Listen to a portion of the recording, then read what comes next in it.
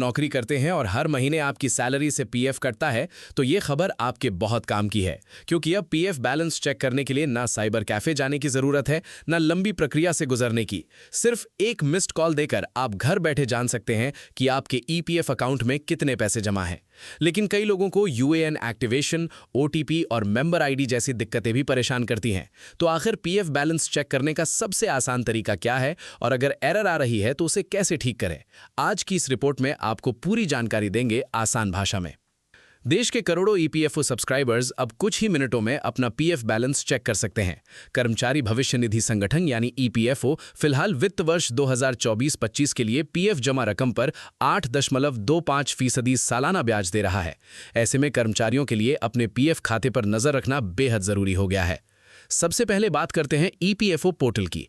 अगर आपके पास इंटरनेट है तो आप सीधे ईपीएफओ की वेबसाइट पर जाकर अपना बैलेंस देख सकते हैं। इसके लिए वेबसाइट पर जाकर आवर सर्विसेज सेक्शन में फॉर एम्प्लॉइज चुनना होगा, फिर मेंबर पासबुक पर क्लिक करना होगा। इसके बाद अपना 12 अंकों का यूएएन नंबर और पासवर्ड डालकर लॉगिन करें।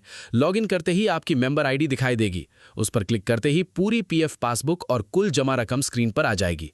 अब बात करते हैं मोबाइल यूजर्स की। अगर आपके पास स्मार्टफोन है तो उमंग ऐप से भी पीएफ बैलेंस चेक किया जा सकता है।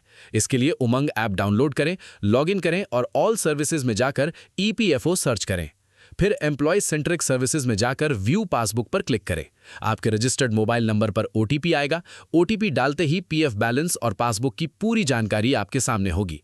लेकिन सबसे आसान तरीका वो है जिसके लिए इंटरनेट की भी जरूरत नहीं पड़ेगी। जी हाँ, सिर्फ एक मिस्ड कॉल से भी पीएफ बैलेंस चेक किया जा सकता है। इसके लिए आपका मोबाइल नंबर यूएएन से लिंक होना चाहिए और आधार, पैन या बैंक केवाईसी पूरी होनी चाहिए। इसके बाद अपने रजिस्टर्ड मोबाइल नंबर से 9966044425 पर मिस्ड कॉल दें।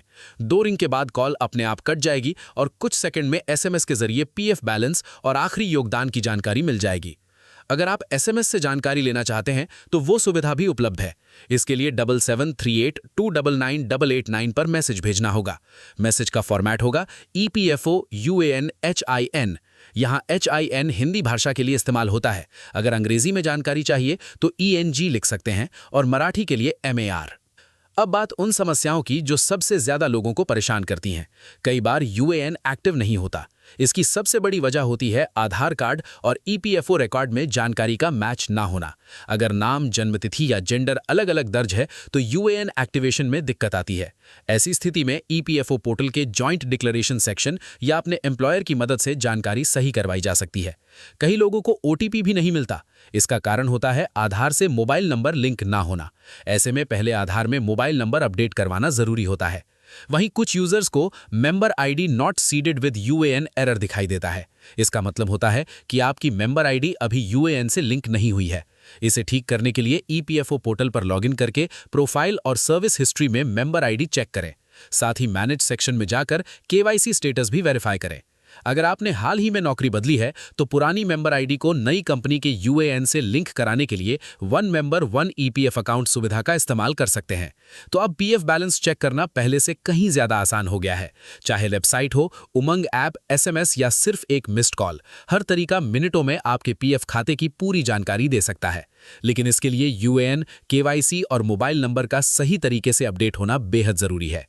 अगर आप भी ईपीएफओ सब्सक्राइबर हैं तो आज ही अपना पीएफ बैलेंस जरूर चेक करें और ये सुनिश्चित करें कि आपके खाते में जमा रकम सही तरीके से अपडेट हो रही है।